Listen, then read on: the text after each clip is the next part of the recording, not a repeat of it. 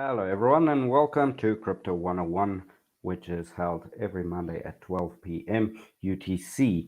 During Crypto 101, we take a deep dive into the products and services that encompass the whole crypto industry and what makes them tick.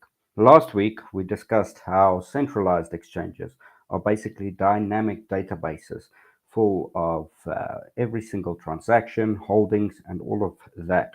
Whereas this week we are discussing decentralized exchanges, also known as DEXes or DEX. We're going to talk about how they work, compare them with centralized exchanges, talk about their merits and their demerits, and more.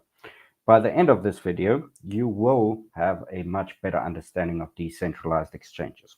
Let's start with what is a decentralized exchange. To simplify the topic of conversation, we need to understand it better. So, what is a decentralized exchange? A decentralized exchange, or DEX, is a peer to peer marketplace that allows the average user to conduct transactions directly without having to hand over the management of their assets to an intermediary, as in a central exchange. Instead, the transactions on a DEX are facilitated by self executing agreements called smart contracts. You may have heard of this before.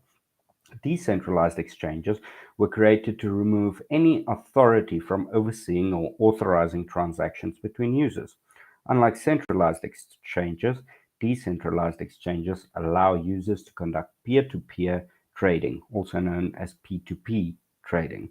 Additionally, users are also not required to submit any personal details or information such as names or addresses, which is commonly referred to as KYC or Know Your Customer. This is beneficial for users who give privacy quite a high regard, and it makes it a bit more anonymous to trade your crypto assets without divulging your personal details or who owns the wallet that you trade with. So, how do they work? Decentralized exchanges function using smart contracts to facilitate user trading. However, because it's non custodial, users maintain full custody of their assets. A DEX facilitates this through three methods: on chain order books, off chain order books, and automated market makers, also known as AMMs. Let's briefly talk about each. On chain order books are exactly what they sound like.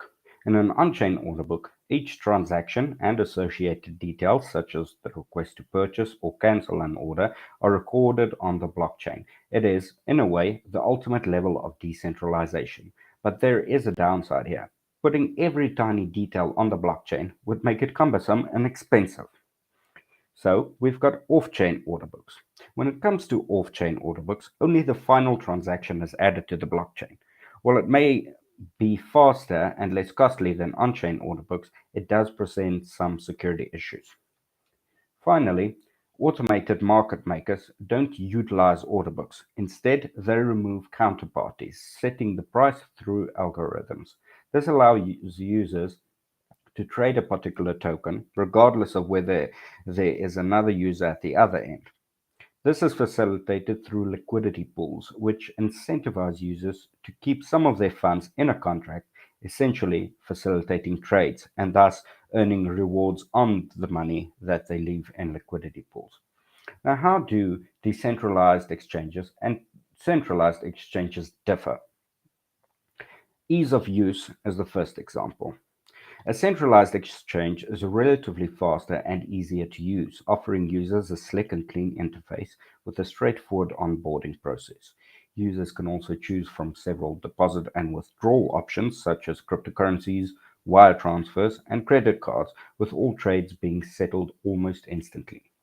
On decentralized exchanges, they are somewhat slower and more complex. Users can only trade their crypto on a decentralized exchange, meaning they must purchase them from another source. Users also have limited deposit and withdrawal options, although some wallets may have integrations to allow credit card transactions, such as the services offered through MetaMask. Trades also take considerably longer than centralized exchanges since they are settled on chain. Security is another talking point. Centralized exchanges often find themselves being the target of hackers, with the infamous hacking of Mt. Gox in the early 2010s being an example of this. Why is this the case? Well, the architecture of a centralized exchange gives hackers a bigger target. Decentralized exchanges can also be hacked, but hackers are able to only target individual smart contracts rather than the entire exchange. As a result, they are considered much safer than centralized exchanges. Control of assets is another example. Centralized exchanges retain custody of crypto assets, meaning users must rely on the exchange to process the transfers of their cryptocurrencies and keep them safe. Since they do not have access to their private keys, in theory, the exchange can confiscate one's asset without any notice. In a way, a centralized exchange works exactly how a bank would, which is why hardcore crypto users tend to avoid them. So where do the crypto aficionados go? To a decentralized exchange, of course. Why? It's because a decentralized exchange allows users to retain custody of their private keys and, by extension, their cryptocurrency. Users maintain complete control of their assets, even during transactions. Then there's fees. You might ask, what about them? Well, if you read the available literature, you'll come across several assertions that decentralized exchanges are cheaper than their centralized counterparts. But is that really the case? While decentralized exchanges may feature lower maker and taker fees for individual trades, there are other things to consider. Settling the trade on-chain often results in a higher total cost compared to a centralized exchange.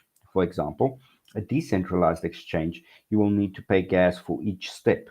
There's also any potential slippage that could come into play. So while a centralized exchange may charge fees for trading and withdrawals, gas fees could make decentralized exchanges more expensive. Finally, there's regulation. Centralized exchanges are heavily regulated and must comply with KYC and AML standards to prevent money laundering and other illegal activities, depending on the jurisdiction they are actively involved. On the other hand, decentralized exchanges are unregulated, with all transactions completed on-chain. Since decentralized exchanges only provide the infrastructure for trades and do not act as intermediaries in the trade, authorities have thus far been unable to regulate them. So let's take a look at examples of decentralized exchanges before we wrap up. The most prominent example is Uniswap. Uniswap is an Ethereum-based decentralized exchange and one of the most popular decentralized exchanges in the DeFi ecosystem. The exchange looks to address one key issue prevalent among decentralized exchanges. This is liquidity. It does this by allowing users to swap tokens, meaning it does not have to rely on buyers and sellers to create liquidity. Since its inception in 2018, the DEX has grown in popularity with an average daily trading volume of $337 million as of 2021. Users can also choose from a wide variety of tokens available, with over 5,500 tokens to choose from. Another example is Curve Finance. Curve Finance facilitates swapping between stablecoins and also allows users to exchange tokenized versions of stablecoins. The platform acts as a decentralized liquidity aggregator, allowing users to add assets to liquidity pools of their choice and earn fees in the process. The platform offers 17 Curve pools, allowing users to swap between different stablecoins. Some of the more popular options available for users to choose from include Tether, BUSD, USDC, and DAI. To wrap things up, I believe that I have pretty much summarized decentralized exchanges quite well. And if you tuned in last week, you will know that a centralized exchange does offer lower trading fees because it is generally considered a large database that just aggregates and changes values depending on trades made and deposits, withdrawals that each user makes, instead of having on-chain transactions with decentralized exchanges. Do you believe that centralized exchanges are the way to go, or decentralized exchanges have the edge? Let us know in the comments. And until next week, that's all for Crypto 101.